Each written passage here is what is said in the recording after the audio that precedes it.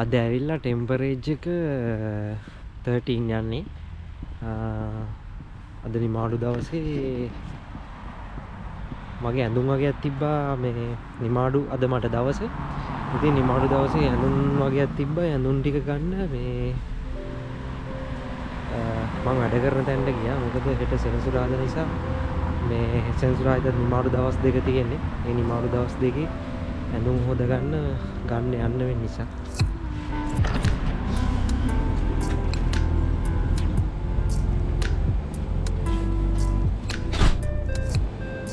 එකක් ගන්නවා. Change of tray.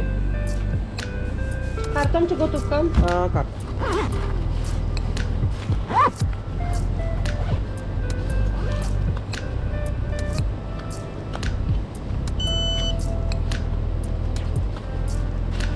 Di sini ya.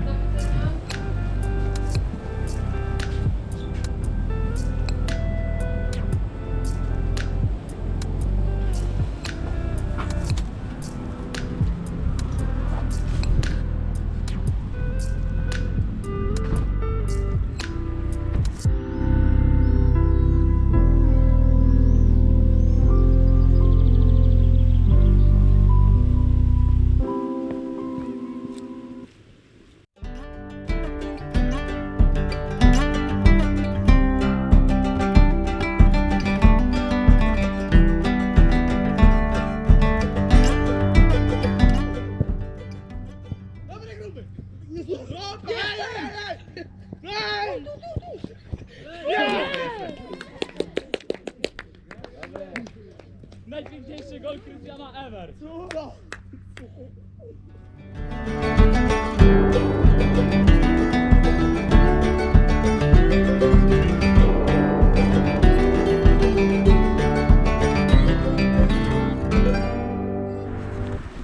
Kamal, just tell me what think about today? Is good or bad? Good man, good. Yeah, Sri Lankan people tell Yes, Sri Lankan people every me good. good, yeah. Yes, But man. he's not good player, yeah. No man, play good. ඔයාලට පේනවද අද අහස තනිකරම කහම කහපාට ඇද සෙනසුරාදා. අද දැන් වෙලාව ඇති මං හිතන්නේ වෙලාව 4 විතර ඇති. බලන්නකෝ ඒ වුණාට අහස කොහොමද තියෙන්නේ කියලා. ෆුට්බෝල් ගහලා දැන් එන ගමන් අපි මාකට් එකට යන්න ඕන නිසා එතෙන්ට ආව සෙට් එක කතා වෙනවා තමයි.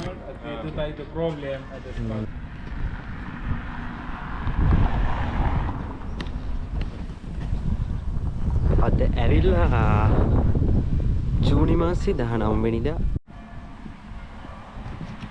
පල්ලි සද්දෙත් තාම එනවා. මං හිතන්නේ පූජාව ඉවර වෙලා තියෙන්නේ. ඉතින් කඩවල් ඔක්කොම වගේ වහලා මං හිතර අද එළියට බැස්සේ. අනික් කට්ටිය කාමරේට වෙලා ඉන්නවා.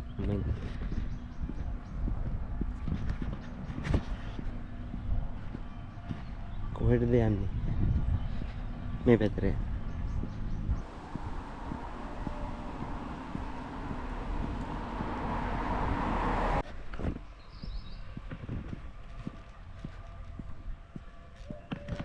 අද මෙහි මේ ඔක්කොම කඩවල් අහලා තියෙන්නේ. වෙනදාට නිමාඩු දවසෙත් මේ සබ්ස්ක්‍රයිබ් කරලා තියෙන්නේ. ඔක්කොම වහලා කට්ටිය මම හිතන්නේ පල්ලි වලට ගිහිල්ලා ඉන්නේ.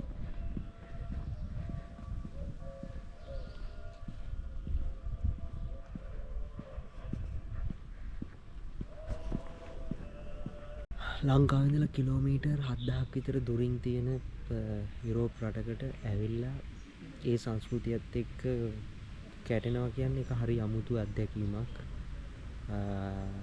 මම පෝලන්තයට ඇවිල්ලා හරියටම දැන් අවුරුද්දයි දවස් ගාණක් ගිහිල්ලා ඉවරයි. අද දවසේ ඇවිල්ලා ජූනි 19. ජූනි 19 කියන්නේ මම පෝලන්තයට ඇවිල්ලා සතියක් විතර ගියාට පස්සේ තිබ්බා උත්සවයක්. ඒ උත්සවය මොකක්ද කියනවත් දන්නේ නැහැ. එතකොට අද උත්සවය ගැන හොයලා බලනකොට අදේ දිනේ අපිට නිමාඩු කියලා බලනකොට තමයි මට තේරුම් ගියේ ඒ උත්සවය මොකක්ද කියන එක. ඒක කෝපන් ක්‍රිස්ටි කියන උත්සවයක්. එතකොට මේක පෝලන්තේ විතරක් නෙවෙයි තව රටවල් 12ක 13ක විතර සමරනවා.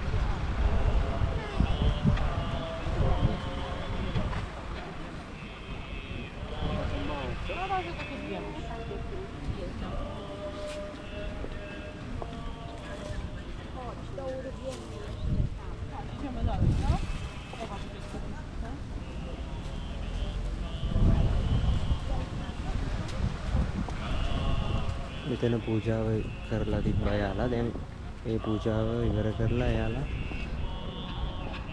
වීදිය දිගේ ඇවිදිනවා.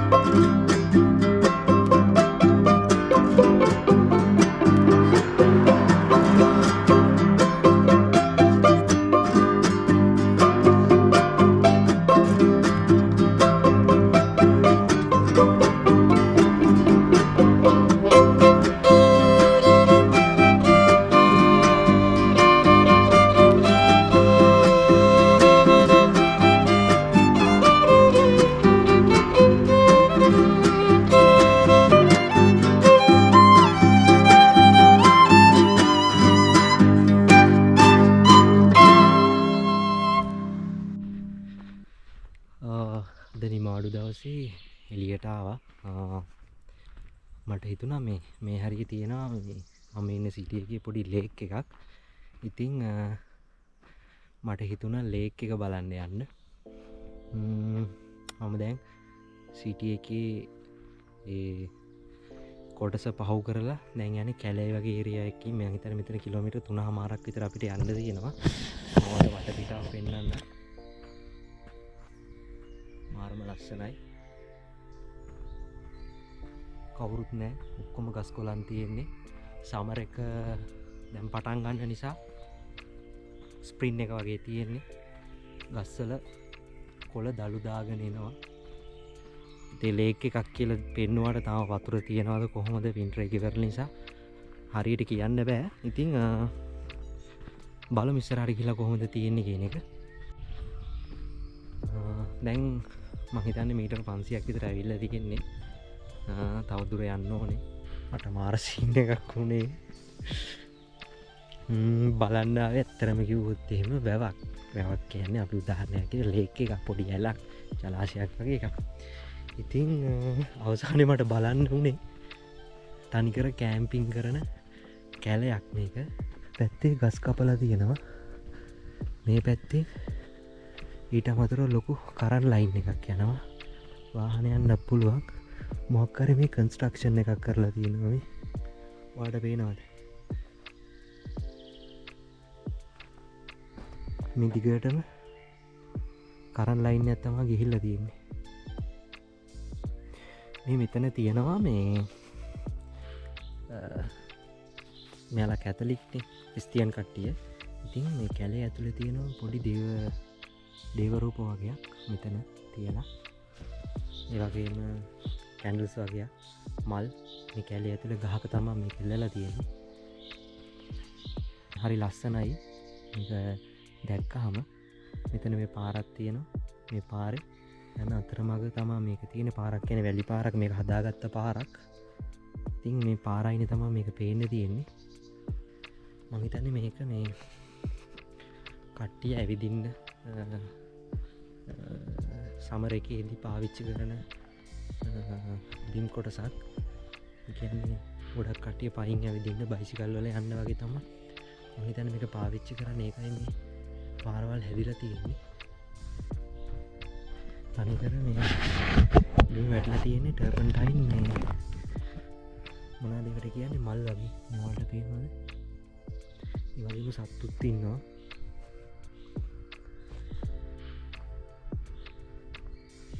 තනිකර මේ පැත්තේ දුඟුරු පාටයි.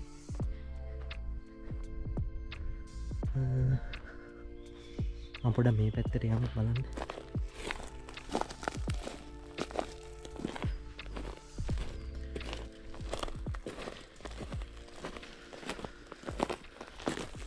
මම ගෙදර ඉඳලා කිලෝමීටර් 5ක් විතර පයින් යනවා. අද බස් වැඩ කරෙත් නැහැ. ඉතින් ඇවිල්ලා මෙතන තමයි අවසාන ඉන්න ඕනේ. මේ පැත්තට ගිහිල්ලා බලමු මොකද්ද තියෙන්නේ කියන එක. ගොඩක් කට්ටිය වටේ ඉන්නවා. මේ අපි ඉස්සරහට ගිහිල්ලා බලමු මේ තා මොන හරි මේ බලන්න තියෙනවද කියන එක. මට මාර සතුටු දෙයක්. මෙතන මට ලේක් එක කියන දෙයක් හම්බුණා. තාම ලේක් එක නේ මඩ වගුරක්. මම ඔයාලට පෙන්නන්න කොහොමද කියලා. මේ තියෙන්නේ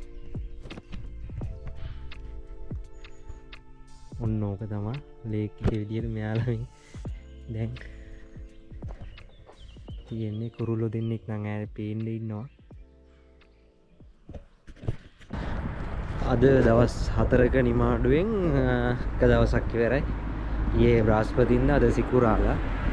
යනවා ටැක්ස් ඔෆිස් එකට ඩොකියුමන්ට් එකක් තියෙනවා සබ්මිට් කරන්න ඕන නිසා. දැන් ටෙම්පරේචර් එක සමර් එක වුණාට 18ක් පෙන්නන්නේ. මට ඇඟට ෆීල් වෙනවා 15ක් වගේ. බස් බැලුවා බස් නෑ. පාරේ යන ගමන් පයින් තමයි යන්න වෙන්නේ.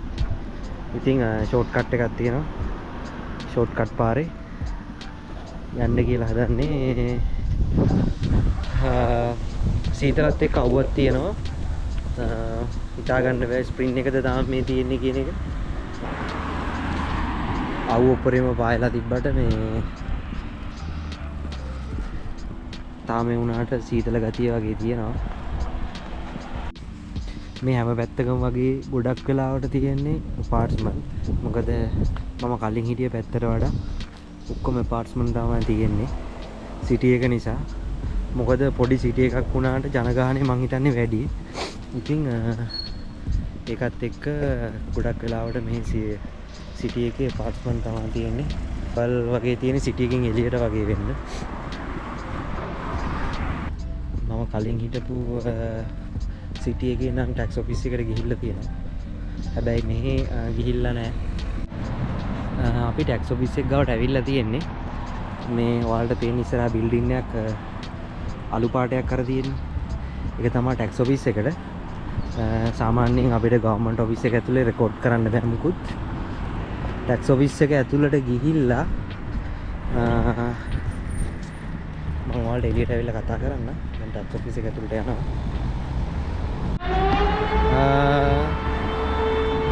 එලාම්මයක් වදිනවා මොකද්ද කියලා දන්නේ නැහැ තාම. මේ සද්දේ මාර විදියට ටැක්ස් ඔෆිස් එකෙන් එළියට ආවා. මේ ඇවිල්ලා දැන් මේ යන ගමන් බඩු වගේක් ගන්න තියෙනවා සුපර් මාකට් එකට. මේ මට යන්න ඕනේ මේ ටැක්ස් ඔෆිස් එකට. මම කලින් හිටියේ මෙෂින්සින් කියන පොඩි ගමේ. ඊට පස්සේ මගේ ටැක්ස් මම මාරු කරන්න වුණා මම දැන් ඉන්න තැනට. මොකද මම දැන් ඉන්නේ වෙනම බෙල්හතෝ කියන සිටි එකේ. එතකොට මම කලින් පදිංචි වෙලා හිටපු තැන ඉඳලා මෙහෙට මාරු වෙනකොට අනිවාර්යයෙන්ම මම ඉන්න සිටි එකට අදාළ තියෙන ටැක්ස් ඔෆිස් එකට ඉන්ෆෝම් කරන්න ඕනේ මම ඇඩ්‍රස් ටික චේන්ජ් කරා කියන එක. එතකොට එයාලා ඩොකියුමන්ට්ස් ටික චේන්ජ් කරගන්නවා සිස්ටම් එකට. ඒක කරගන්න තමයි ගියේ ටැක්ස් ඔෆිස් එකට. ඉතින් මෙහි තියෙන ප්‍රධාන ප්‍රශ්නේ මේ තමයි භාෂාමය ගැටලුව. ගොඩක් වෙලාවට ඉංග්‍රීසි කතා කරන කට්ටිය ඔෆිස් එකේ එක්කෙනා හැරි දෙන්නයි හැරි සමහරක් ඔෆිස් වල ඇත්තෙම නැහැ. ඉතින් මේ ඔෆිස් එකේ එන එක්කෙනෙක් හිටියා. ඒ හින්දා වැඩේ ලේසි වුණා. නැත්තම් තව විනාඩි 30 40ක් වගේ පරක් වෙන එකක් තිබ්බේ. මොකද Google Translate එකෙන් තමයි ගොඩක් දේවල් මේ වගේ රටකට ආවට පස්සේ කරගන්න වෙන්නේ ඉංග්‍රීසි නැති නිසා. අපි දැන් ඉන්නේ හතරමං හන්දියේ. මේ පැත්තෙන් තියෙනවා ලිඩ්ල් එක. අපි ගෙලින්ම දැන් ලිඩ්ල් එකට ආව බඩු වගේක් ගන්න. අරගෙන ඔහොම යන්න පුළුවන්. මේකට ආවේ මොකද කවුෆ්ලෑන්ඩ් එකට අපි වෙනදට යන්නේ. කවුෆ්ලෑන්ඩ් එකේ නැති බඩු වගේක් ලිඩ්ල් එකේ තියෙනවා. මේ බඩු ටික ලිඩ්ල් එකෙන් අරගෙන අපි එහෙම යනවා කවුෆ්ලෑන්ඩ් එකට. ඊට පස්සේ අනිත් එක තමයි මේ උදේ තිබ්බට වඩා දැන් සීතල ටිකක් අඩු වෙලා තියෙන්නේ. මේ රස්නේ එන්න වැඩි වෙනවා. ලිඩ්ල් එකේ ඉඳලා එළියට ආවා. ඇවිල්ලා බඩු ටිකත් අරගෙන දැන් යන ගම. එවන කියද්දි මාර සනීපයක් දැනෙන්නේ. පාරවල් වල වුණත් මේ ටොෆි කොලයක්වත් දකින්නේ නැහැ තාම.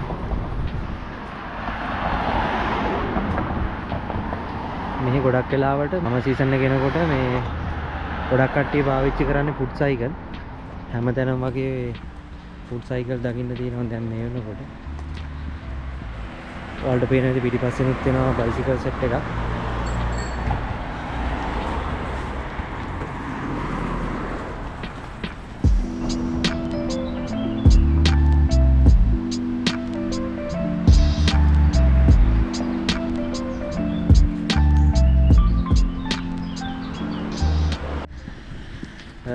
දැන් වෙලාව මං හිතන්නේ 2යි. ඕ 2යි කාලයි. උදේවරුේ ගියා ලිඩ්ල් එකට. දැන් යනවා කවුෆ්ලෑන්ඩ් එකට. වහින්න වගේ තියෙන්නේ උදේ තිබ්බ කාලගුණේ ආය වෙනස් වෙලා. සතියකින් විතර ගියේ නෑ මේ පැත්තට. අපි යන ඇතුළට බලන්න. ඒකට ඩිස්කවුන්ට් එකට කොපි එකක් චෙක් කරන්න ඉදුණා. 99ට කොපි එක සෙට් කරනවා. ඔක වෙනදට සෝචි 27ක් විතර වෙනවා. රයිට්. ඉතින් ලුණු තියෙනවා. බිල් එක ආවා 3.8ක්. අපි ඇප් එකේ QR එක ගහන්න ගන්නේ. තාම ඩිස්කවුන්ට් එක එතන ඇඩ් වෙනවා. දැන් කවුෆ්ලෑන්ඩ් එකෙන් එළියට ඇවිල්ලා බස් හෝල්ට් එකට වෙලා ඉන්නේ. බස් එකේ නේක. බස් හෝල්ට් එක තියෙන්නේ හරියටම කවුෆ්ලෑන්ඩ් එක ඉස්සරහට වගේ වෙන මේ තියෙන කවුෆ්ලෑන්ඩ් එක. එතන බස් හෝල්ට් එක තියෙනවා. බස් එක එනවා මං හිතන්නේ. අපි බඩු ටික ගන්න ඕනේ දැන්.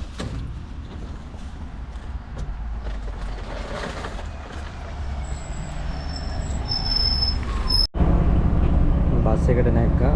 ආද සෙනග අඩුයි. සාමාන්‍යයෙන් පබ්ලික් ට්‍රාන්ස්පෝර්ට් වල මේ රෙකෝඩ් කරනවා නම් අවසරයක් ගන්න ඕනේ කවුරු. ඉතින් මේ වීඩියෝ එකේ කවුරුත් නැති හින්දා මම මේ රෙකෝඩ් කරන්නේ.